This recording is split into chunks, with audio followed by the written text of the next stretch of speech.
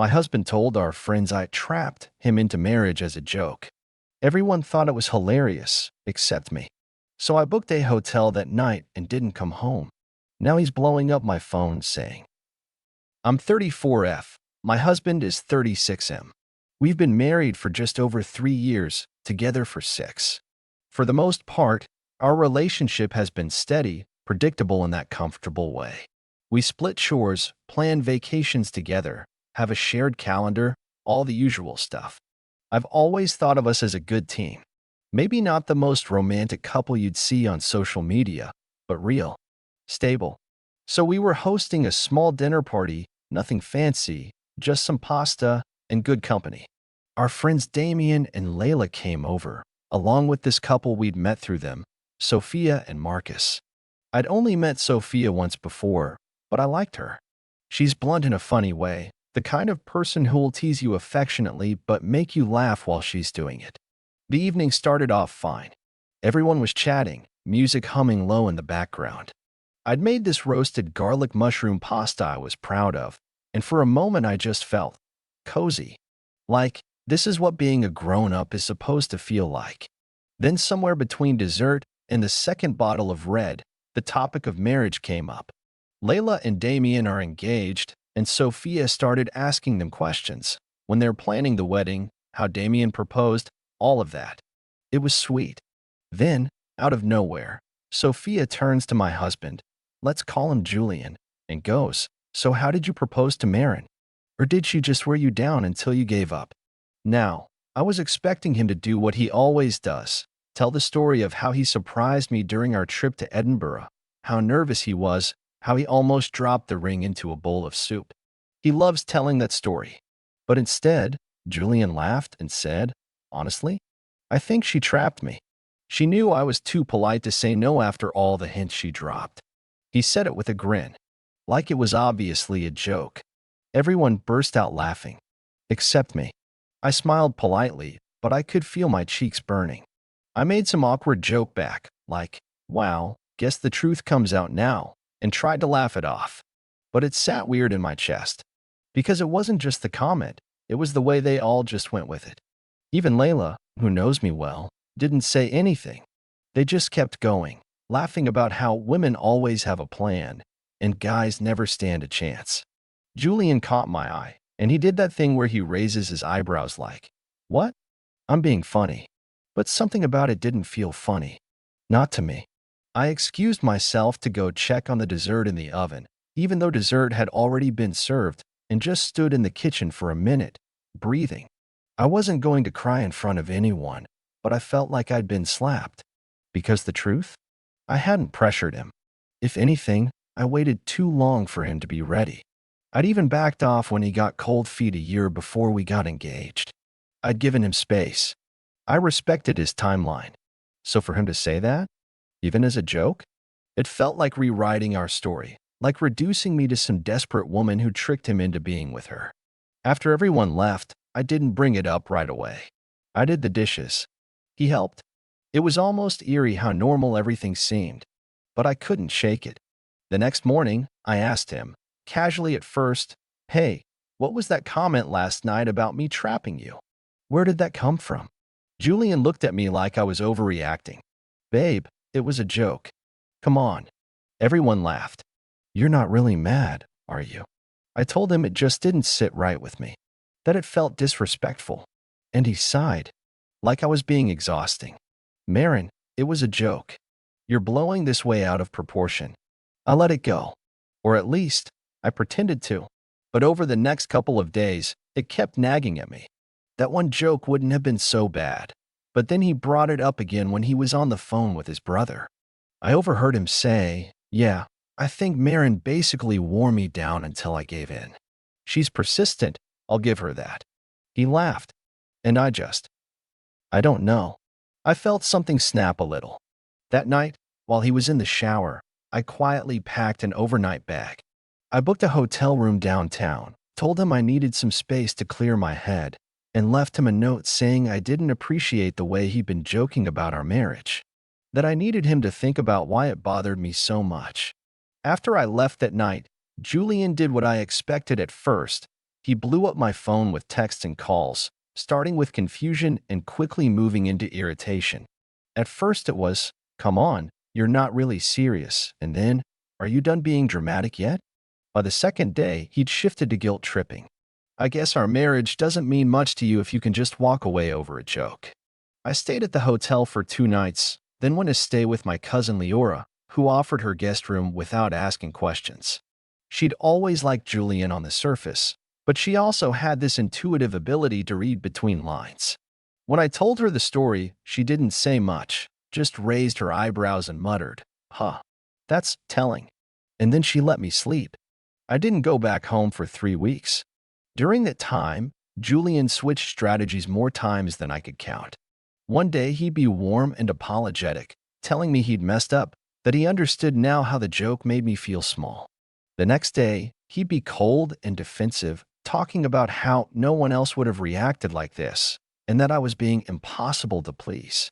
He started bringing up every minor disagreement we'd ever had, like he was building a case, rather than trying to make amends. By the end of the second week, he'd sent me a long message that started with, "I didn't mean to hurt you," and ended with, "But I'm not going to keep apologizing for something that wasn't malicious." He was sorry, but only in the way someone is when they want you to stop being upset, not because they actually get why you are. I went back to the house eventually, not because I was ready, but because I needed clothes, documents, and honestly, I wanted to see if he'd done anything to show me he cared. Like maybe he'd cooked one of my favorite meals, or left a note. Something small to say, "I've been thinking about you." But the house looked exactly the same, almost like I'd never left. Worse, he was cold. Not angry, just detached. He gave me a tight smile, asked if I was done running away, and offered to order takeout like nothing had happened. It hit me then, how alone I'd been feeling in the marriage for a while. That moment made it real. I told him I still needed space, that I'd be staying at Leora's for the foreseeable future, that I wasn't ready to talk about next steps until he was willing to understand why what he said hurt me, not just pretend to get it so I'd stop being difficult. His response? He scoffed. "You really love being the victim, don't you?" That's when something inside me started to shift. Over the next few months, I started thinking more clearly. Without Julian around, I had space to breathe, to reflect, to really sit with things that had always rubbed me the wrong way, but that I'd brushed aside for the sake of peace. His jokes at parties that always made me the punchline. The way he'd subtly undermine me in front of people, then act like I was being oversensitive. How he always seemed to have a reason why he couldn't come to my family events, but expected me to attend all of his. Looking back, that night at the dinner party wasn't the beginning of anything. It was just the first time I let myself stop pretending. Then, one day I was at my office downtown, trying to focus on a presentation, when I got a text from an unknown number. It was a screenshot. At first, I didn't understand what I was looking at. Then I realized it was from Julian's group chat with his college friends, guys he still played poker with once a month. They were talking about me, about the separation, about how Julian had dodged a bullet, and how thankfully he never let me take half. One message from Julian himself read, "She left because I made a joke." Can you believe that? Honestly, she was always looking for a reason to play martyr. And the next message? "If she tries to go after the house, she's in for a surprise." I just sat there, staring at my phone. My hands were shaking, not just from the fact that he was talking about me like that behind my back, but because of who had sent me the screenshot. The contact name simply said, Marcus. Yeah, that Marcus. The guy from the dinner party. The one who'd laughed right along with everyone else. Apparently, he wasn't laughing anymore. I didn't respond to Marcus right away.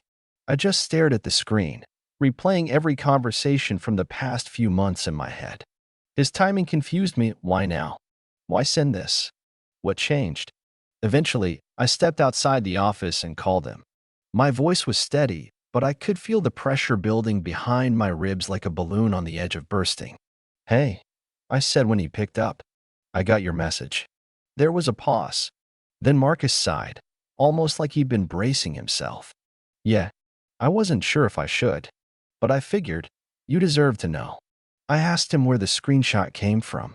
He told me he was added to the group chat by mistake after one of the other guys had to change numbers. He said Julian must have forgotten he was in it, or just assumed he'd be on his side like the rest of them. But Marcus wasn't. He talks about you like you're some kind of obstacle, he said. Like his life would be perfect if you just stopped existing in it. It's weird. I didn't think it was like that between you two. Not until that dinner night, at least. I didn't say anything for a while. Just let the silence stretch. Then Marcus said something that stuck with me. He's not who he pretends to be when people are looking. It was the kind of sentence that makes your stomach sink slowly, like a rock dropping in water. After we hung up, I sat in my car for nearly an hour. I couldn't drive. I couldn't go back inside. My thoughts were racing in loops, small details from the past resurfacing with new context. The time Julian accidentally forwarded an email meant for his boss to me and blamed me for the mistake. The way he always seemed to charm people in public but never made time for the things that mattered to me. How every disagreement turned into a lecture, and how, somehow, I always ended up apologizing just to keep the peace. I realized something then. Julian didn't want a partner. He wanted a prop. He wanted someone who made him look good at parties, who stayed quiet when he spoke over them, who could be dismissed with a joke and would still come home smiling. But here's the thing, I wasn't her anymore. That same night, I sat down and went through our shared documents, our bank accounts, even old emails. And that's when I noticed something odd. Julian had moved a large amount of money, our savings we had both contributed to, into an account I didn't recognize. It was just under 2 weeks after I left the house. No message, no warning. Just gone. When I asked him about it, over email, since I'd stopped taking his calls, his reply was cold. Professional, even. Since you're no longer living in the home or contributing to household expenses, I've taken steps to secure the funds necessary to continue maintaining the property. Per our original agreement, I'm entitled to manage joint finances during periods of separation. There was no, "How are you?" No, "Can we talk?" Just that. I forwarded the email to my attorney the next day. Yes, I have one now. Her name's Elise, and she's sharp, calm, measured, and she's helping me untangle the financial knots I hadn't even realized Julian was tying months before I left. It turns out he'd been preparing for something. Not just emotionally, legally. The house title? Only in his name. The joint account? Technically under his SSN, with me listed as an authorized user. Which meant the money he moved. Perfectly legal. Morally wrong, but legally airtight. At least for now. Elise told me not to panic, and I'm trying. But the more I dig, the more I see that Julian had been setting the stage long before that dinner party joke. That line he made about me trapping him? It wasn't a joke at all. It was projection, resentment, maybe even warning. He wanted me to come back. But I wasn't coming back. Not after what I found in his drawer. The drawer wasn't locked. I remember thinking that was strange, because Julian always locked that drawer. He used to joke that it was where the magic happens, which I'd brushed off as him being secretive about work or something personal. I never pried. At the time, I thought that was a sign of trust. But now, as I stood there in that silent room, I realized he hadn't locked it because he didn't expect me to come back. Not really. He thought I'd stay gone, or if I did return, it would be with a soft apology and lowered eyes, ready to move on and forget. He underestimated me. Inside the drawer were folders, neatly labeled, color-coded. Some of them were clearly work-related, his tech consulting contracts, old invoices, things I expected. But then I saw one labeled simply, personal agreements. Something about that label made my skin prickle. Inside were printed emails, highlighted messages, even notes written in his handwriting. But one page stood out. It was a printed screenshot of a message thread between Julian and someone named Becca S. I hadn't heard that name in years.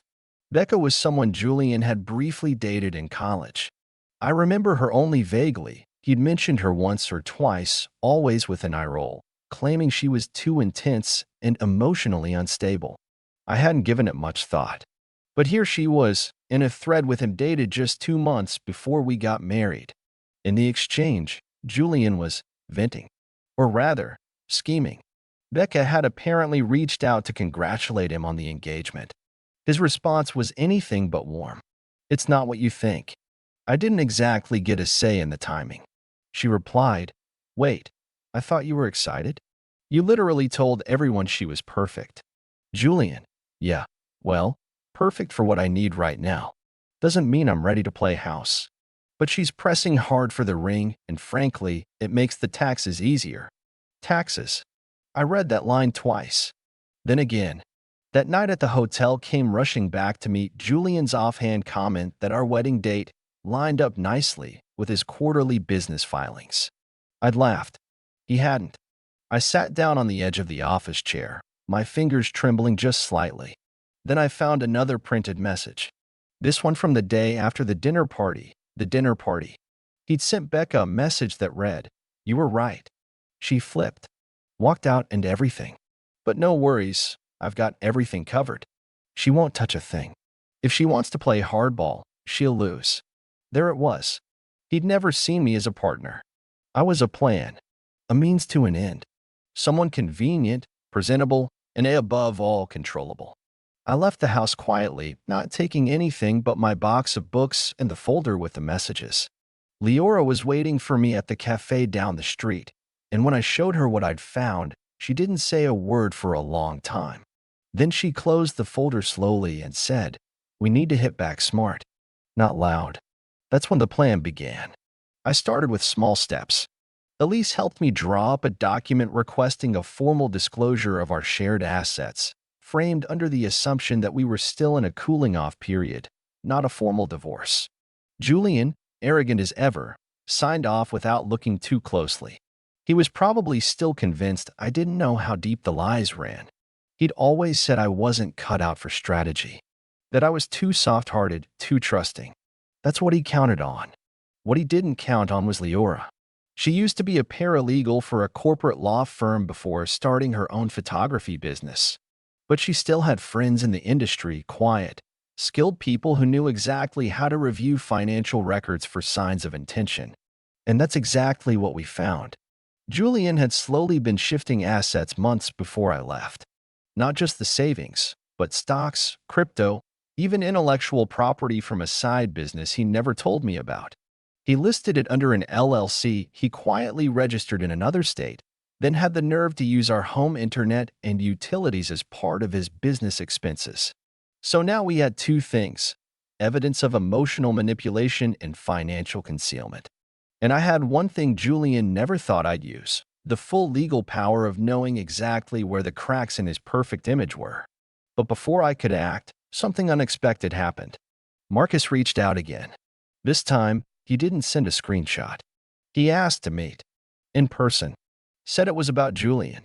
Said it was urgent. I was hesitant, but I agreed. We met at a quiet little diner, the kind with vinyl booths and black and white photos on the walls. He looked nervous, like someone who had crossed a line and wasn't sure where he'd land. "I've been thinking," he said after we ordered coffee. "That night at dinner? The joke?" I laughed because everyone else did. But I haven't stopped thinking about the way you looked when he said it. And the way he looked afterward. Like he'd won something. I stayed quiet. Then he pulled out his phone and showed me something. A voice memo. "Julian sent this to our group chat as a rant," he said. He must have forgotten I was still in it. "It's bad. Really bad." The voice memo was 1 minute and 23 seconds long. Julian's voice, slurred from either exhaustion or a few drinks, came through the phone with startling clarity. He was ranting, complaining about how inconvenient I was being, how he should have picked someone easier to manage, how I'd overreacted to one joke like it was the end of the world. But what hit hardest was near the end, when he said, "She's not going to do anything. She's not that type. She doesn't have it in her. I could clean out the whole account, and she'd still come back once she cooled off. That's what they do. They need the show, the drama. But they always come back, especially when they realize how much worse it is out there without me." That was the moment something inside me, something quiet and patient, finally snapped. He didn't just underestimate me. He belittled me. Privately, publicly, financially, emotionally. He wanted me invisible, manageable, malleable. But he forgot who I used to be before I gave so much of myself to fit into his life. And he definitely forgot who I had become after I left it. With Elise and Leora's help, I moved fast. Faster than he ever expected. Here's what we did. First, Elise filed for divorce. We served the papers to Julian at his office in front of his colleagues. That was intentional. He prided himself on being unshakable, always calm under pressure. But Elise said the way he reacted? Red face, raised voice, slamming doors. It didn't look great. Second, we filed a formal complaint with evidence of financial concealment. Elise had gathered everything: bank statements, the LLC paperwork, asset transfers, even expense reports showing he used our household bills to prop up a business I wasn't even aware of. With the voice memo Marcus provided, we included an affidavit of emotional misconduct and gaslighting. He tried to fight it. He called me dozens of times, emailed, sent long-winded messages switching between apologies and blame. At one point, he said I was ruining both our lives over a misunderstanding. Then, the next day, he threatened to expose everything if I didn't back down. That threat didn't land the way he thought it would. I had nothing to hide. He did. When we went to mediation, he tried to charm the mediator. He wore his nicest watch, smiled too much, made jokes like we were just going through a minor disagreement. But when Elise presented the folder with all the documents, along with a list of witnesses, including Marcus, his face dropped. No more jokes. No more smiles. Eventually, he agreed to a settlement. He thought he was getting ahead of it. He didn't realize Elise had filed a separate claim to the state, contesting the misuse of marital assets. That claim froze his LLC account. Temporarily, at first. Then permanently. By the end of it, I got back more than I expected. Not just financially, but emotionally. The judge granted a motion that allowed me to keep our joint vehicle, most of the remaining liquid assets, and, most importantly, full control over how and when we ended communications. We divorced, and I moved into a small, sunlit apartment closer to the bookstore I used to visit when I needed to clear my head. I've reconnected with friends I hadn't seen in years, people Julian always found a reason to dislike. Turns out they'd been waiting for me to resurface. Leora's helping me set up a small online business, something just for me. And Marcus? He apologized again, sincerely, and we've kept in touch. We're not close, and I don't know if we ever will be, but I appreciated that he didn't stay silent. As for Julian, last I heard, the LLC collapsed. The state flagged it for irregular filings. He lost a few clients after word got around that he mishandled joint finances. He still has his circle, but it's smaller now, quieter. He never did apologize properly. Not really. His final message, before I blocked his number, was just 3 words. You changed, Anna. And maybe I did, but not in the way he meant. I'm not bitter. I'm not angry. I'm just done.